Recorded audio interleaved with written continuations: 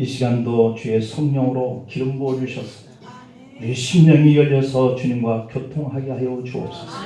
종의 입술을 신실하게 하소서. 우리가 함께 은혜 나눌 수 있는 말씀으로 쓰임받게 하여 주시옵소서. 예수님의 이름으로 기도하옵나이다. 아멘.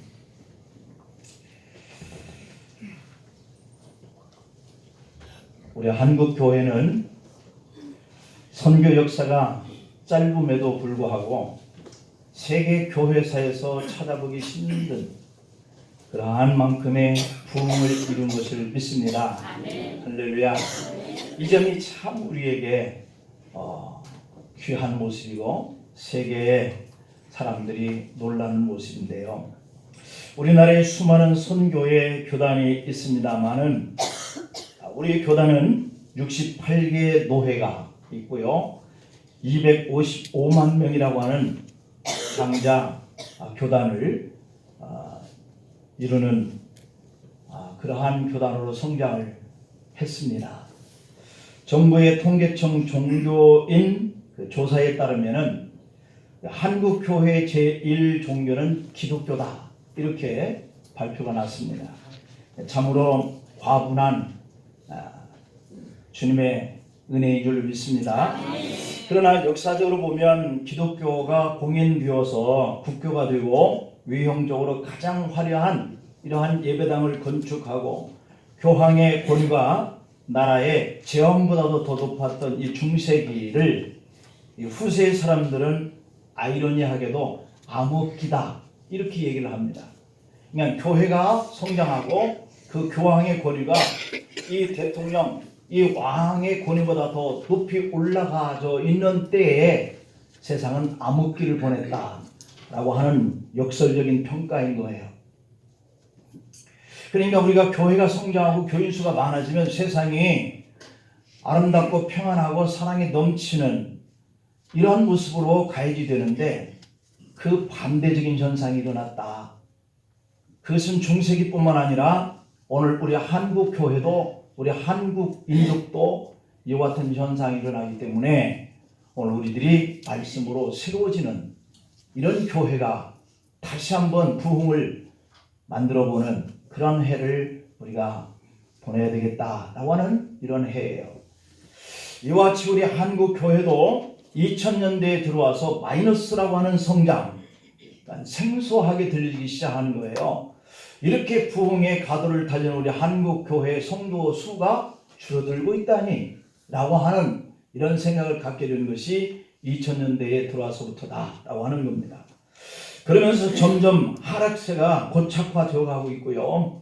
사회 정의와 도덕성의 견주어 보면 비신앙인이 오히려 교인들과 교회를 염려해야 할 만큼 교인들과 목회자의 사이에 비상식적인 일들이 터져나오고 있기 때문에 우리 교회가 예언자적인 사명 이것을 잃어버린 것이 아니겠느냐. 아무리 사회를 향하여서 우리가 영혼을 구원받아야 합니다. 하나님의 백성으로 살아야 합니다. 이렇게 전하여도 바른 복음의 소리를 아무리 해도 이제는 사회가 우습게 여기는 이런 서글픈 현실들이 일어나고 있다라고 하는 점이에요. 경제든 종교든 급속히 성장하는 것은 급속히 쇠락한다라고 하는 이런 속설을 벗어나지 못하고 있는 것도 우리 교계의 현상이다. 작년에는 모 항공사의 주주 일가가 갑질 횡포로 그 회사가 주가가 곤두박질 쳤다라고 하는 이야기는 아마 여러분들 다 잘 알 거예요.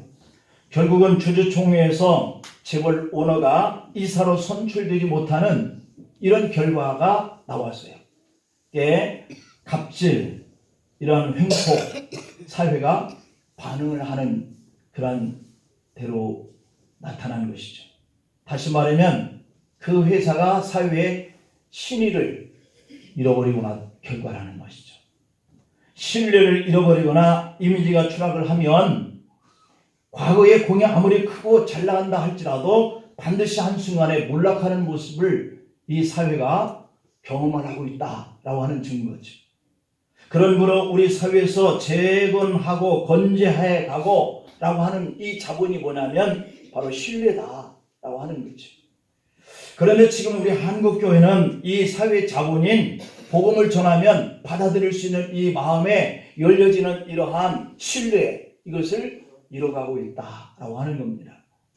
이런 때에 우리는 오늘 이 본문의 주인공이자 포로 귀환의 3차 지도자인 이 느헤미야, 이가 지향하고 있는 그 꿈, 이것을 우리가 한번 우리도 가지면서 뭔가 변화를 일으켜보자 라고 하는 이제 점에 포커스를 맞추고 있습니다.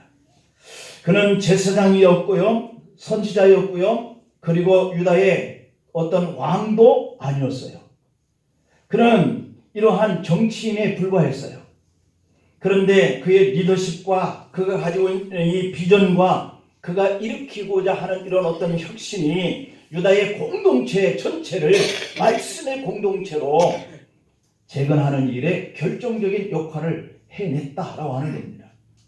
그래서 우리는 금년에 우리 한국 교회와 그리고 우리 교회가 다시 일어나느냐 아니면 영원히 이 사회의 신뢰를 잃어버리고 주저앉느냐라고 하는 이 기로에 서 있다라고 하는 것을 우리 총회 교단이 심각하게 느끼고 있고, 그래서 이 주제를 정하고 우리 모든 통합적 교단, 교회가, 성도가 이러한 방향으로 금년에는 한번 꿈을 가지고 실천해보자 라고 하는 데에 이 주제를 정한 거예요. 여러분, 느헤미야의 리더십을 우리도 닮아서 저로부터 모든 한국교회 목회자로부터 그리고 온 한국교회와 우리 온 한국교회 성도들과 우리 교회 성도들 모두가 주님의 말씀으로 새로워져야 되겠다 하는 이런 각성을 다시 한번 품을 수 있기를 간절히 소망합니다. 그렇다면 이 느헤미야의 리더십이 구체적으로 뭐냐라고 하는 것이에요. 그 네 가지입니다. 우리 교회 수첩에 열어보면 그 목표가 있어요. 그 첫 번째로는요, 기도하자는 거예요. 기도하자. 그 다음에 두 번째로는 이 목표를 정했으니까 실천해보자 라고 하는 것이고요. 그리고 모두가 다 그렇게 살아보려고 솔선수범을 좀 해보자 라고 하는 것이고, 마지막에는 그러한 일에 마음을 다잡고 해보려고 하면 항상 방해가 있다. 그래서 이러한 방해로부터 우리가 극복해보자 라고 하는 것이 오늘 제가 전하려고 하는 말씀이자 이 느헤미야가 보여준 리더십이란 말이에요. 그럼 첫 번째, 느헤미야의 그 기도하는 리더십, 그런 기도하는 사람의 본을 보인 거예요. 우리가 1장에 한번 가보면 느헤미야 1장입니다. 3절 4절에 한번 다 같이 보면 이런 말씀이 있어요. 그들이 내게 이르되 사로잡힘을 면하고 남아있는 자들이 그 지방에 거기에서 큰 환난을 당하고 능력을 받으며 예루살렘 성은 허물어지고 성들은 불탔다 하는지라 내가 이 말을 듣고 앉아서 울고 수일 동안 슬퍼하며 하늘의 하나님 앞에 금식하며 기도하였다라고 이렇게 되어 있어요. 그러니까 느헤미야 1장부터 13장까지 쭉 보면 먼저 이분은 기도로 꿈을 준비했다는 거예요. 자기의 목표를 정했는데 그 목표를 정하기 전에 먼저 기도하면서 그 목표를 정했다. 그리고 기도하면서 계획을 세웠고 기도하면서 그 일을 추진해 갔고 기도하면서 그 일을 다 성사시키는 이러한 일을 만들어냈는데 거기에 포인트는 기도다. 여러분, 금년에는 우리가 기도를 좀 많이 합시다. 1년에 4분기로 되어 있는데 1분기씩마다 우리가 특별 새벽기도회가 정해져 있습니다. 좀 참석해 주세요. 그걸 하죠. 그리고 금년에는 금요일 날도 좀 많이 와서 기도할 수 있도록 수요일과 똑같은 시간 7시로 정해놨습니다. 우리가 수요일 날 저녁에는 기도하러 많이 나오시는데 금요일 날은 반수밖에 안 되더라고요. 그래서 궁예지책으로 우리가 좀 더 많은 사람이 와서 기도하는 일을 같이 했으면 좋겠다 하는 마음으로 시간을 앞당겨서 수요일 날 같은 시간을 정했으니 수요일 날 나오시는 분들이시요 금요일에도 참석해 주시기를 간절히 바랍니다. 아멘이시죠? 아멘.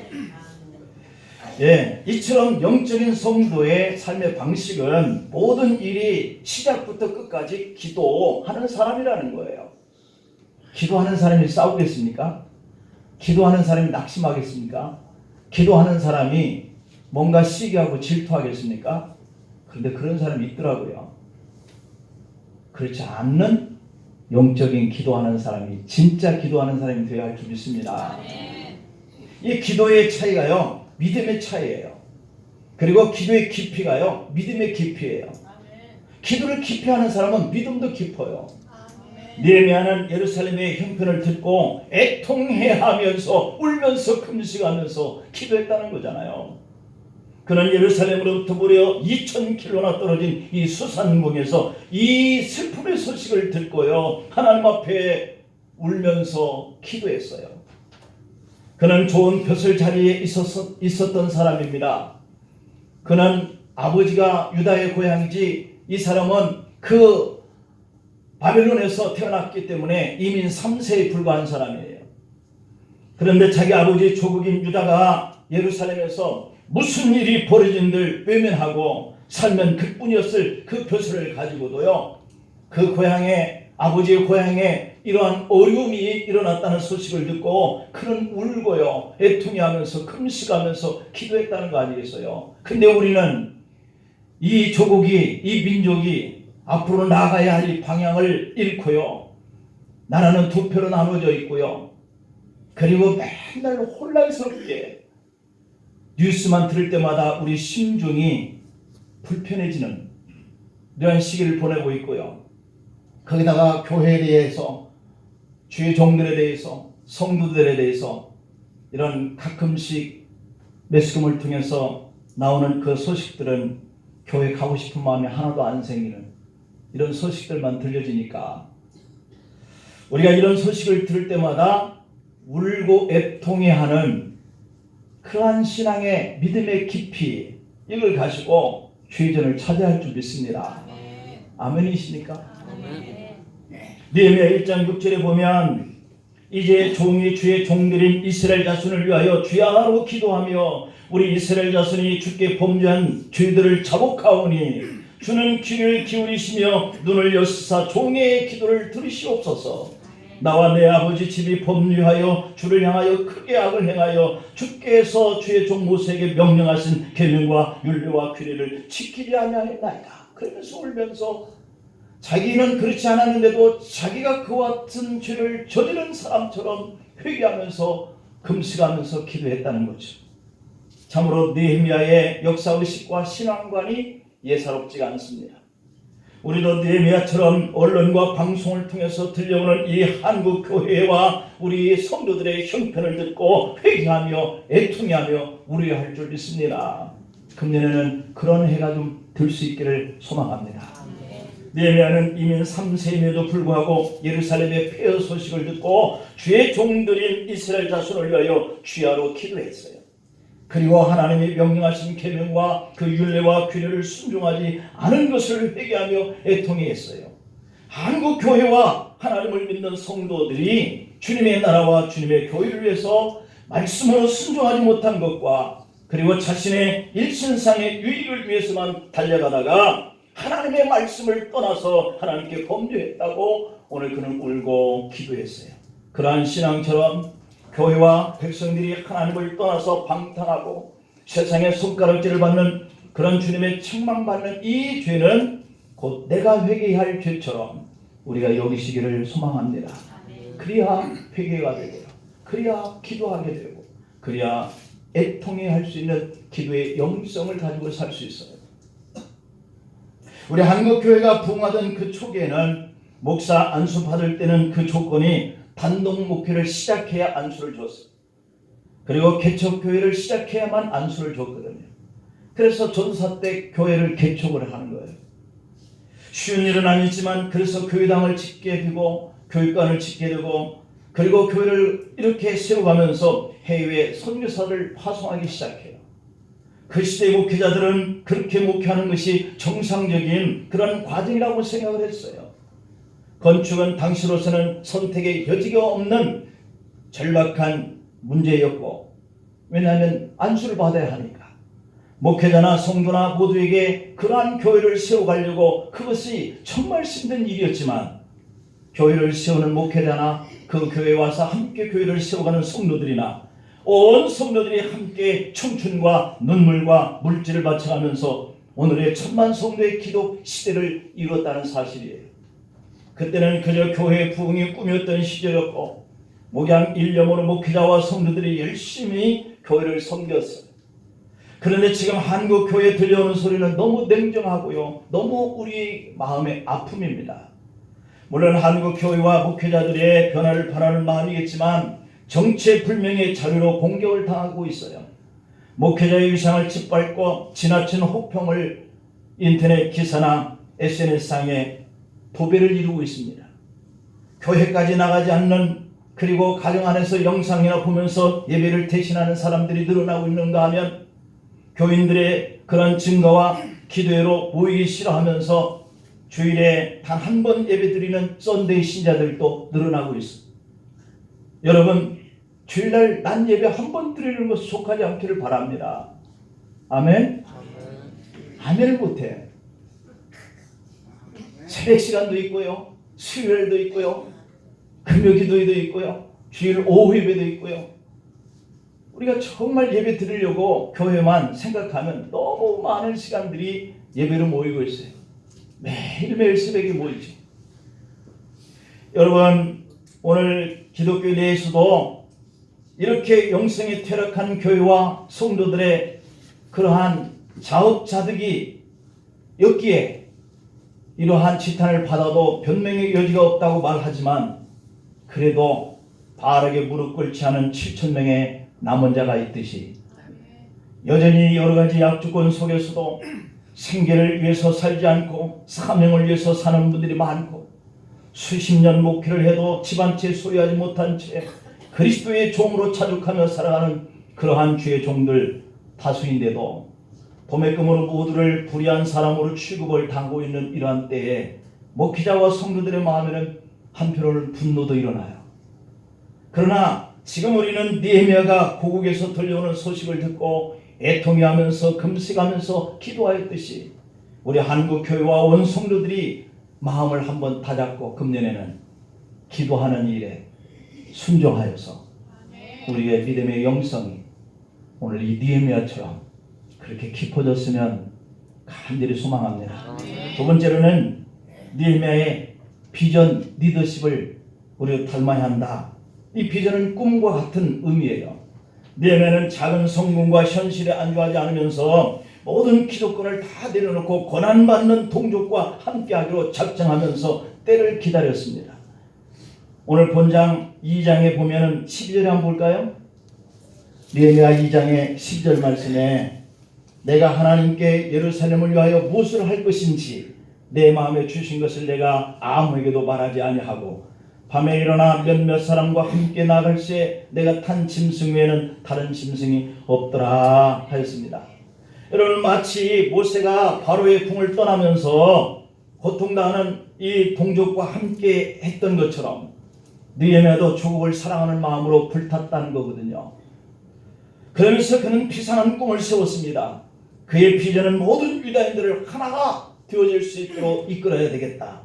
그리고 그들이 성벽을 중수하고 이미 활동하고 있는 이 에스라 제사장을 중심으로 말씀의 공동체를 회복하여서 하나님께 영광을 돌리는 이런 성지로 만들어야 되겠다는 것이 느헤미야의 꿈이었습니다.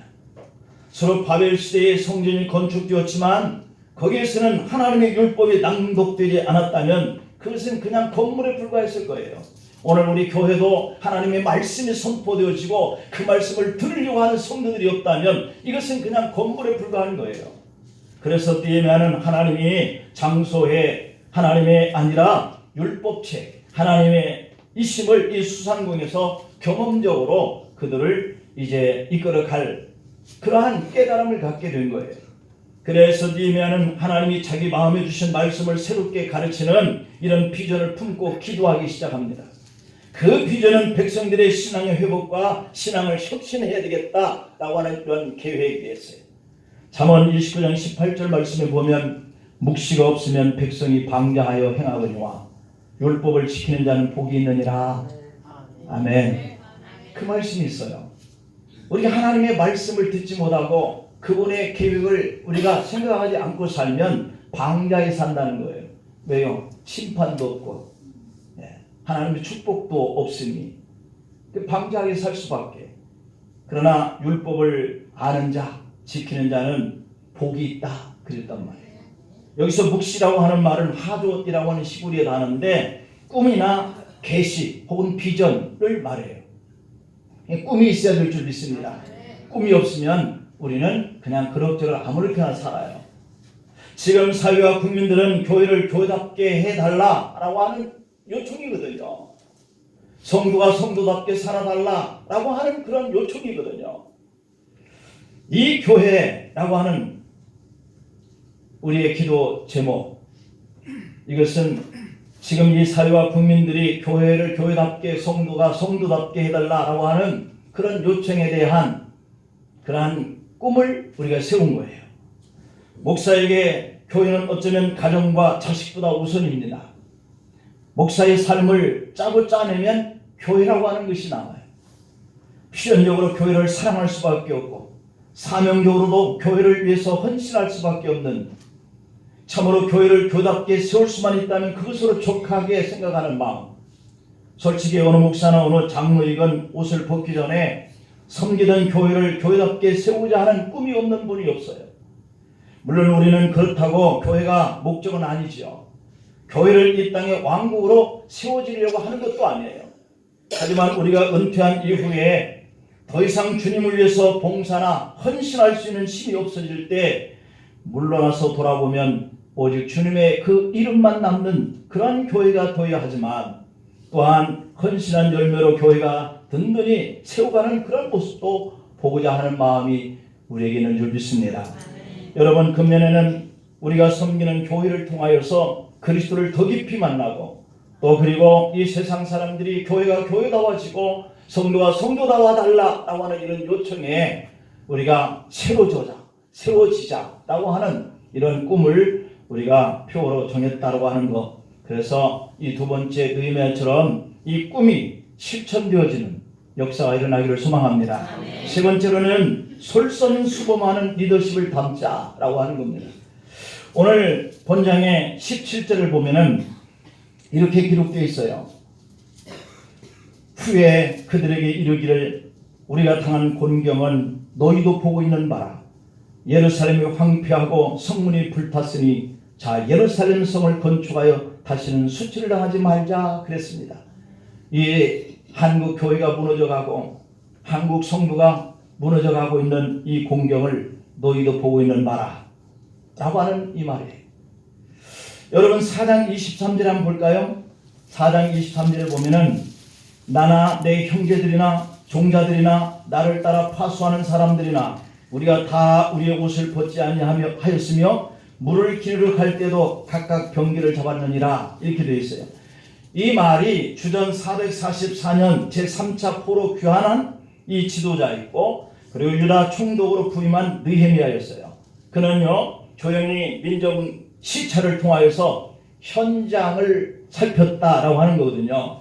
현장을 살폈더니 성문이 다 불탔고 예루살렘이 황폐해졌고 그런 수치가 보였다라고 하는 거거든요.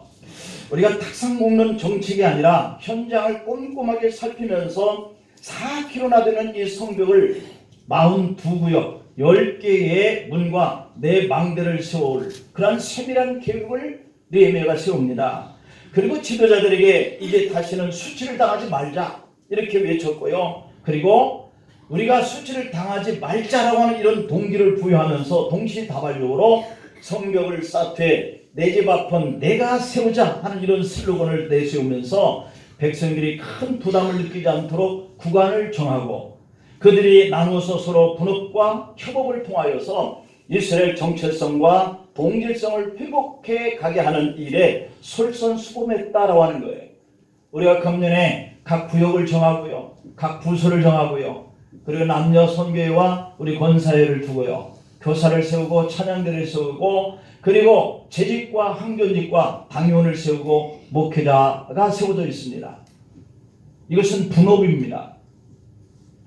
협업을 해야 하는 것은 우리가 이 직분들을 잘 감당해 가는 것으로 인해서 우리 교회가 하나 되게 만드는 일을 위해서입니다. 그런데 어느 한 구석에 나는 괜찮겠지 라고 한다면 마치 내 앞에 구역을 정해진 그 성벽을 수축을 하지 않는 그러한 지파가 있었다면 성벽을 다 둘렀는데 한쪽이 무너져 있는 것이죠. 그런 형상이 되는 거예요. 금년 우리 주님의 발자취를 따르면서 우리가 걸어가는 그 발자국이 하나님의 말씀의 진리에서 이탈되지 않았는지, 후배들이 우리의 길을 따라와도 좋을지, 이것을 성찰하면서 십자가의 길, 하나님이 맡겨주신 이 사명, 이것을 우리 모두가 솔선수범하는 그런 한 해가 될 수 있기를 축복합니다. 마지막으로 느헤미야는 장애를 극복하는 리더십을 이렇게 보여주면서 우리도 그것을 본받아야 되겠다라고 하는 거예요. 무슨 일이든지 목표를 정했으면 그곳에 도달하기까지 쉽게 되는 일은 없습니다. 금년에 이렇게 제가 여러 가지 일들을 우리가 각자가 맡았다라고 했습니다. 그런데 이거 달성하는 일이요 쉽지 않아요. 직장이 쉬지 않아서, 때로는 내 사업일이 바빠서, 또는 내 가정사가 더 힘들어서, 내가 물질적으로 곤궁해서, 내가 몸이 건강이 좋지 않아서, 핑계 또 우리의 형편 다 말할 수 있어요. 그러면 이 목표는 분명히 도달하지 못합니다. 금년에 우리 교회가 새롭게 출발하려고 하는 목표 의지가 있어요. 함께 기도해 보자는 것이고요. 그리고 매달 마지막 주 토요일에 2시에 나와서 한두 시간 전도해 보자는 거예요. 얼마나 동참할는지 그것은 미지수예요. 그러나 우리가 소망은 가지고 오는 거예요. 많이 참석해 줄 것을, 많이 참석할 것을. 그리고 각자가 전도도 하고요. 이게 바로 실천하는 일인데, 이 실천하는 일에 있어서 이렇게 장애가 올 수 있다라고 하는 거거든요. 반드시 내가 가는 그 길을 방해하는 높은 담과 회방꾼이 있길 마련이거든요. 6장에 한번 가볼까요? 6장의 1절 2절을 보면 산발랏과 도비아와 아라비아 사람 게셈과 그 나머지 우리의 원수들이 내가 성벽을 건축하여 허물어진 틈을 남기지 아니하였dam을 들었는데 그때는 내가 아직 성문에 문짝을 달지 못한 때였더라. 산발랏과 게셈이 내게 사람을 보내 이르기를 오라 우리가 오노 평지 한 촌에서 서로 만나자 하니 실상은 나를 해하고자 함이었더라 라고 되어 있습니다. 누가복음 23장 12절에 보면 마치 헤롯과 빌라도가 전에는 원수였으나 예수님을 괴롭혀 죽이는 일에는 서로 친구가 되었다라고 하였듯이 산발랏과 도비아와 이 게셈이라고 하는 사람들은 전에는 서로가 적이었습니다. 그런데 느헤미야와 유다의 성벽을 건축하는 일을 방해하기 위해서는 그들이 한편이 되었다라고 하는 것이에요. 연합전선을 펴서 방해했다는 거거든요. 그들의 방해 공작은 이렇게 집요하였습니다. 함께 성을 쌓자 제의도 해오고, 그러다가도 안 되니까 여의치 않으면 여부가 올라가도 그 성은 무너질 거야 조롱도 해오고요. 심리전이죠. 그것도 안 먹히니까 아예 느헤미야를 한쪽으로 불러서 암살해야 되겠다 하는 이런 계획을 가지고 오노 평지에서 만나자 편지로 써서 유인책을 강구했다는 거예요. 얼마나 정말 세밀하게 방해오는지 몰라요. 뭔가 같이 하자라고 제의도 해오고, 뭔가 우리를 조롱하면서 우리가 그들의 말에 따르지 않으면 잘못될 것처럼 우리를 조롱도 하고요. 그러다 안 되면 강압적으로 우리를 적극적으로 방해하는 이러한 세력들이 있다. 하지만 기도하는 이 느헤미야는 자신의 비전을 이루기 위해서 백전불굴의 의지와 백성들의 단합의 힘으로 이렇게 두렵고 떨리는 환경의 장애물들을 극복한 줄 믿습니다. 우리도 극복해야 합니다. 그렇습니다. 금년에도 반드시 교회와 여러분들의 생활 속에서 어떤 일을 하든지 장애와 고난이 도전해 오기 마련이에요. 사람들은 현실이 안 좋아져서 틀에 박힌 태도를 보이고 또 그 방식에 빠져 있고, 그리고 기득권과 특권 의식에 젖어서 무엇이 잘못되었는지조차 알지 못하고 또 작년처럼 흘러가게 할 수 있는 요인들이 있을 거예요. 정작 그 개혁의 칼이 자신에게 향하면 온 몸과 논리로 저항을 할 것이고, 조직적으로 세를 규합하여서 저지하려고 들거나 그 계획을 폐지시키려고 하는 이러한 방해도 있을 거예요. 이렇게 거센 저항 때문에 결국 타협하거나 아니면 굴절되면 계획의 의지는 사라져가고요. 처음 결심한 것은 용두사미로 끝나고 말 거란 말이죠. 우리가 새해를 맞이하면서 술, 담배 끊어야 되겠다 결심했는데 사흘 안 가기 때문에 작심삼일이다 이런 얘기도 있죠. 우리가 새해를 맞아서 새롭게 결심하는 것은 하나님의 말씀으로 나를 새롭게 하자는 데 있는 줄 믿습니다. 그러나 이미 우리는 지금까지 익숙해져서 이미 습관되어져서 이미 길들여져 있어서 나은 것을 하지 못하는 이러한 일들, 이게 구습이라고 그래요. 이미 나는 전도하는 데 없었고 기도하는 데 가지 않았고 3일 저녁에는 금요 기도에도 나하고는 무관한 것이었고 주일 오후 예배도 집에 가서 TV나 쉴 텐데 그냥 안 드리는 것은 버릇처럼 되어 있으니까 가는 게 마땅하고 이런 것들이 우리 몸에 배어 있단 말이에요. 여러분 옆 사람과 한번 같이 인사합시다. 이 해는 새로워져 봅시다. 시작. 이 해는 새로워져 봅시다. 좀 해봐야 돼. 해보려고 좀 해봐야 돼요. 노력도 해보지 않으면 안 되잖아요. 당연한 것으로 여기면 안 되잖아요. 그러므로 하나님의 말씀에 순종하는 나를 잘 다스리고 새로운 모습으로 나를 방해하는 환경과 사람 앞에서 인내가 필요한 줄 믿습니다. 금년은요 6.25 동란으로 550만 명이나 되는 사상자와 1000만 명의 이산 가족이 생긴 우리나라의 역사상 가장 비참했던 동족 상작이 일어난 지 70년이 되는 해라고 합니다. 조국 사내의 허리가 두둥왕 날 때 한국교회는 절망과 아픔으로 고통받는 백성들을 위해서 눈물을 흘리고 애통해하면서요 말씀과 비전으로 이 나라를 재건하는 일에요 크게 기여를 해왔습니다. 교회와 성도들이 그때와 같이 다시 말씀을 붙잡고 이렇게 양분되어져 가고 있는 이 한국에 하나 될 수 있도록 기도하고 주님의 선하신 도우심을 받아서 다시 교회가 이 시대를 이 사회를 주도해 가면서 잘못된 것들을 바로 잡아갈 수 있는 이러한 인정받는 우리가 되어야 하지 않겠어요? 반전을 이룰 수 있기를 간절히 소망합니다. 한국교회의 꿈을 이루기까지 고난받는 백성들과 함께한 이 느헤미야처럼 우리도 고난 속에서 인내가 필요해요. 모세가 죽은 후에 약속의 땅으로 백성들을 인도한 여호수아는 하나님이 말씀하신 다만 너는 두려워하지 말아라 놀라지 말아라 내가 너와 함께 할게 라고 하신 이 말씀만 믿고 순종하고 솔선수범하여서 비전의 땅 약속의 땅 가나안의 꿈을 이루게 한 걸 믿습니다. 느헤미야도 비전을 세우고 솔선수범하면서 인내했습니다. 하나님은 반드시 기도하는 성도에게 꿈을 이루게 하시는 분이십니다. 물이 바다를 덮음같이 여호와의 영광이 가득한 이 세상을 만드는 것이 우리 한국교회와 우리 교회와 우리가 되기를 간절히 소망합니다. 기도하시겠습니다. 함께 기도합니다.